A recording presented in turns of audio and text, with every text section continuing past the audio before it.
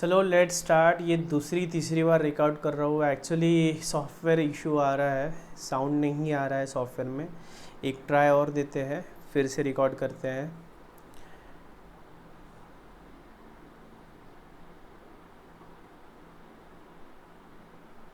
देखते हैं। Okay, physical control में हम देखने जा रहे हैं two bin system. Two bin system हमने बिन सिस्टम देखा था। बिन सिस्टम क्या होता है कि बिन मतलब क्या होता है, एक जगह जहां हम मटेरियल स्टोर करते हैं। The place where we store are material is known as बिन।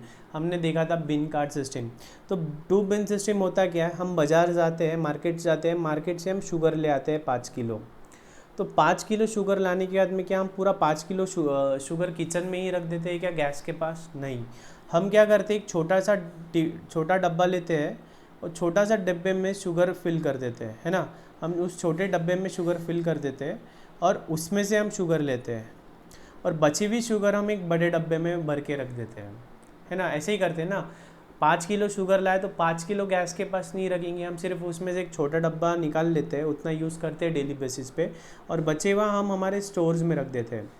जैसे ही ये जो बड़ा डिब्बा था वो ख़त्म होने लगता है, जैसे ही ये बड़ा डिब्बा ख़त्म होने लगता है उस टाइम पे हम क्या करते हैं, सॉरी, जैसे ही ये छोटा वाला डिब्बा ख़त्म होने लगता है उस टाइम पे हम क्या करते हैं, ये छोटा डिब्बा ख़त्म हुआ तो हमने क्या किया, ये बड़े डिब्बे में से छोटे डिब्बे में ला लिया, है ना। छोटा डिब्बा रिफ़िल करते जाते हैं। तो ये क्या हो गया, हमने दो टू बिन सिस्टम फॉलो की है। अब रियल लाइफ में मैन्युफैक्चरिंग इंडस्ट्री में क्या होता है, वो भी टू बिन सिस्टम फॉलो करते हैं, बट वो थोड़ा रिवर्स वे में फॉलो करते हैं। वो बड़ा डिब्बा डेली यूज़ के लिए लेते हैं, बड़े डिब्बे में जो मटेरियल होता है वो डेली यूज़ के लिए लेते हैं, डेली कंजम्पशन के लिए लेते हैं। और जो छोटा डिब्बा होता है वो मिनिमम स्टॉक मेंटेन करता है। वो क्या करता है, मिनिमम स्टॉक मेंटेन करता है या रीऑर्डर लेवल मेंटेन करता है। सो इससे होता क्या है, जैसे ही हमारा बड़े बड़े बॉक्स में का मटेरियल ख़त्म हुआ तो हम क्या करते हैं, छोटे बॉक्स में का मटेरियल यूज़ करना स्टार्ट कर देते हैं।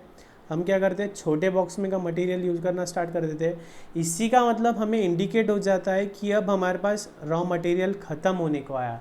हमारा रॉ मटेरियल ख़त्म होने को आया, या अगर हमने छोटा डिब्बा कुछ मिनिमम स्टॉक पे मेंटेन किया होगा तो हमारा बज़र हो जाता है कि अब हमारे पास मिनिमम स्टॉक लेवल हम टच कर गए हैं या रीऑर्डर लेवल हम टच कर गए हैं। तो stores department will intimate the purchase department to initiate the purchase order, to place the fresh purchase order, to restore the stock. तो इससे क्या होगा, हमारा कभी स्टॉक आउट नहीं होगा।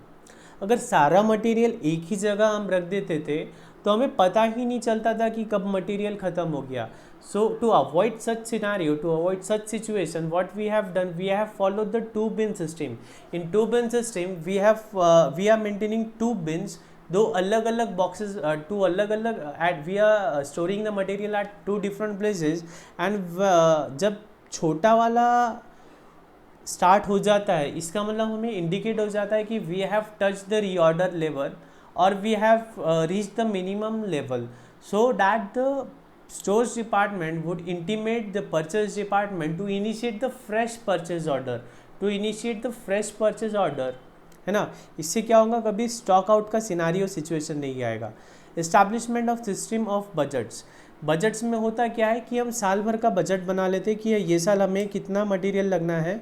ये साल हम 1 लाख यूनिट्स मैन्युफैक्चर करने वाले हैं। 1 लाख यूनिट्स के लिए हमें 1 लाख यूनिट्स हम मैन्युफैक्चर करने वाले हैं, उसके लिए हमें 2 लाख यूनिट्स का मटेरियल चाहिए, एक्स वाई और जेड।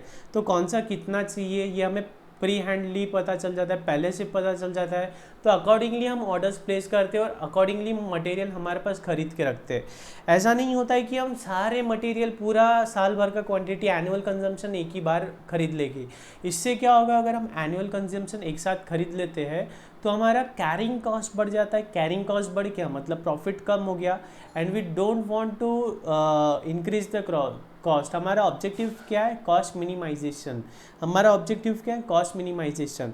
तो बजट अगर हमें पता है कितना मटेरियल लगने वाला है तो accordingly we will place the order for purchasing the raw materials.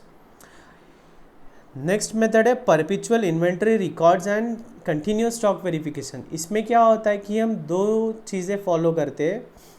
Actually ये मार्किंग हुआ है यहाँ पे, ये 2 बार पढ़ा है, अभी रिकॉर्डिंग प्रॉपर नहीं हुआ था, सिस्टम का एरर आ गया था।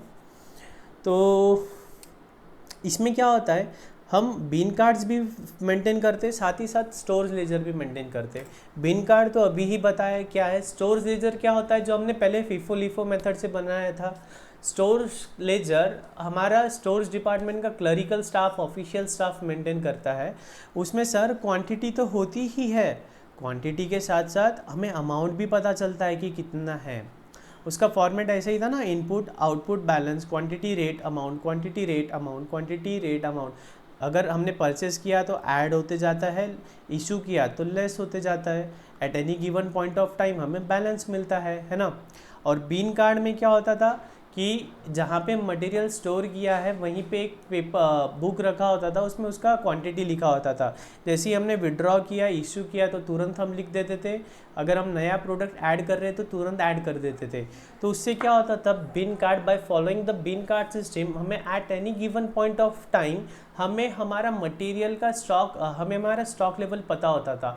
हमें हमारा स्टॉक लेवल पता होता था तो उससे क्या होता था कि कभी स्टॉक आउट का सिचुएशन नहीं आता था। अब परपिचुअल इन्वेंट्री रिकॉर्ड्स में क्या होता है, हम ये दोनों भी साइमल्टेनियसली फॉलो करेंगे। तो उससे क्या होगा, एक स्टोरेज लेजर, एक है बिन कार्ड, उसे फिर हम रिकंसाइल करेंगे। हो सकता है कि कभी डेविएशन आ जाए, जैसे कि स्टोर्स में ज़्यादा दिख रहा है, बिन में कम दिख रहा है, बिन कार्ड के अकॉर्डिंगली मटेरियल कम है लेकिन स्टोरेज लेजर के अकॉर्डिंगली ज़्यादा है। ऐसा हो सकता है क्या सर कभी? Yes my dear friends, definitely हो सकता है।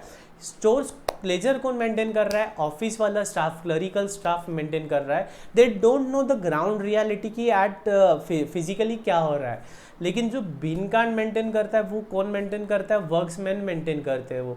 तो वो देखते हैं कि कुछ मटेरियल ख़राब हो गया है या सेकेंड क्वालिटी का है, लोअर ग्रेड का है, तो वो क्या करते हैं, उसे वहीं पे डिस्कार्ड कर देते हैं, स्टॉक आउट कर, स्क्रैप आउट कर देते हैं। तो इससे क्या हो सकता है कि स्टोरेज लेजर में मटेरियल ज़्यादा दिखे लेकिन बिन कार्ड में कम दिखे। तो इसलिए हमें टाइम टू टाइम इसे रिकंसाइल करना पड़ता है, फिजिकल बैलेंसेस हमें चेक करना पड़ता है। और अगर डेविएशन है तो उसकी जो डिस्क्रिपेंसीज है उसे हम एक्सप्लेनेशन मांगते हैं, किससे? स्टोरेज डिपार्टमेंट से मांगते हैं कि भाई ये मटेरियल कम क्यों हुआ, कहाँ चला गया मटेरियल, क्या गलती है, वो हमें आइडेंटिफाई करके दो, ठीक है। और हमें पता चलता है कि हमने किसी ऐसे वेंडर से खरीदा जिसने ख़राब क्वालिटी का मटेरियल दिया है तो उस पर हम करेक्टिव एक्शंस लेंगे, अगली बार उससे परचेज नहीं करेंगे, या ऐसे कोई हम करेक्टिव एक्शंस ले लेंगे। Removing the causes of the discrepancies referred, वही हम करेक्टिव एक्शंस लेंगे। इसके एडवांटेजेस क्या है? Physical stocks can be counted and book balances adjusted as and when desired without waiting for the entire stock to be done. Normally क्या होता है कि साल में एक बार हम स्टॉक गिनते हैं, साल ख़त्म होने के बाद एज ऑन 31 मार्च, वो भी बैलेंस शीट में डालने के लिए। लेकिन अगर हम परपेचुअल सिस्टम फॉलो कर रहे हैं तो हम रेगुलर बेसिस पे स्टॉक काउंट कर रहे हैं। जब हम रेगुलर बेसिस पे स्टॉक काउंट कर रहे हैं तो जो भी डिस्क्रिपेंसीज हैं हम उसको तब की तब हैंडल कर सकते हैं, है ना, तब की तब हम एडजस्टमेंट कर सकते हैं हमारे बुक्स में। ये हुआ quick compilation of profit and loss. जैसे कि हम क्वार्टरली फाइनेंशियल स्टेटमेंट्स बना रहे हैं तो उसमें भी हमें स्टॉक का फिगर लगेगा। तो स्टॉक काउंट हम क्वार्टर एंड पे नहीं करेंगे, हम तो कंटिन्यूस बेसिस पे कर ही रहे, तो हमें पता है कि कब कितना स्टॉक है। तो हमारा profit and loss balance sheet interim वाला, साल के बीच वाला जल्दी बन जाएगा। डिस्क्रिपेंसीज आर इजीली लोकेटेड, अगर कुछ भी गलती है तो हमें आसानी से जल्दी मिल जाएगी। वही अगर हम एक साल बाद स्टॉक काउंट करते थे तब हमें फ़र्क दिखता था इतना है, तो हमें पूरे साल भर के पेपर्स चेक करने पड़ते थे, साल भर का रिकन्सिलिएशन करना पड़ता था।